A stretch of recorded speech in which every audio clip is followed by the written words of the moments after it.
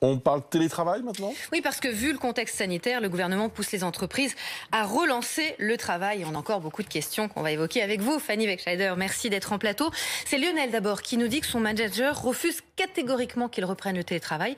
Est-ce qu'il en a le droit? La réponse est claire, oui, il en a le droit, tout à fait. Alors certes, on le rappelle, le cadre du télétravail en France, c'est que la pratique est ouverte à tous les salariés, puisque le code du travail n'exclut aucun salarié du télétravail. Il est possible dans le cadre d'un accord collectif ou alors dans le cadre d'une charte élaborée avec l'employeur après avis du CSE, le comité social économique.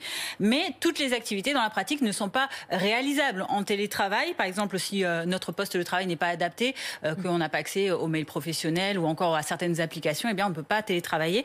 Dans tous les cas, en tout cas, l'employeur doit motiver à son employé l'impossibilité de mettre en place ce télétravail. Mais pour l'instant, on est encore à discuter des jours de travail. Il n'y a pas de jour obligatoire. Est-ce que le gouvernement pourrait contraindre les entreprises si ça ne fonctionne pas? Alors en tout cas, c'est ce qu'a rappelé la ministre du Travail, Elisabeth Borne, hier, après les annonces la veille de Jean Castex, de passer à 2-3 jours par semaine. En tout cas, la demande pour les entreprises de passer à 2-3 jours de télétravail par semaine.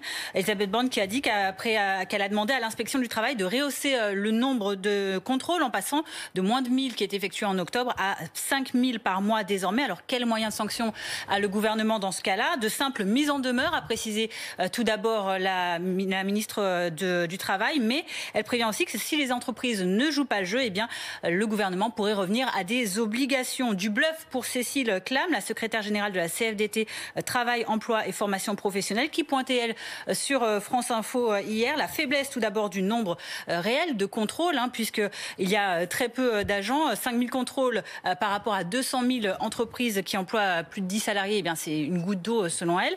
Il y a aussi le manque de moyens réels pour effectuer ces contrôles. 1800 agents qui sont présents à l'inspection du travail. Ça représente un agent de contrôle pour 10 000 salariés. Donc, il y aurait effectivement assez peu de contrôles.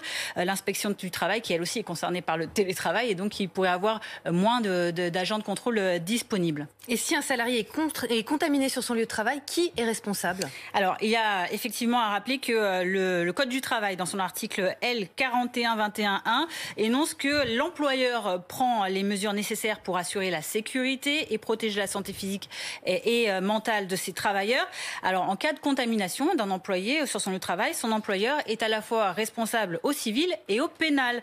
La responsabilité civile, elle est engagée par l'article du Code de la sécurité sociale L 452.1 qui précise que si une infection est prise en charge comme accident du travail, qu'elle est donc reconnue, eh bien l'employeur peut civilement être tenu responsable s'il est prouvé qu'il avait conscience du danger qui existait mais qu'il a délibérément pas mis en place les mesures adéquates pour l'en préserver. Il s'agit alors d'une faute inexcusable. Et la responsabilité pénale, là aussi, est possible puisque tous les moyens de protection d'autrui n'ont pas été mis en place de manière délibérée. Alors si c'est le cas, on peut aussi mettre en avant un cas de délit non intentionnel, et c'est-à-dire que là, il y a une faute d'imprudence, de négligence ou de manquement à une obligation de prudence ou de sécurité qui était prévue à la loi ou au règlement, ce qui est actuellement le cas. Donc voilà, l'employeur est bel et bien responsable. Merci Fanny.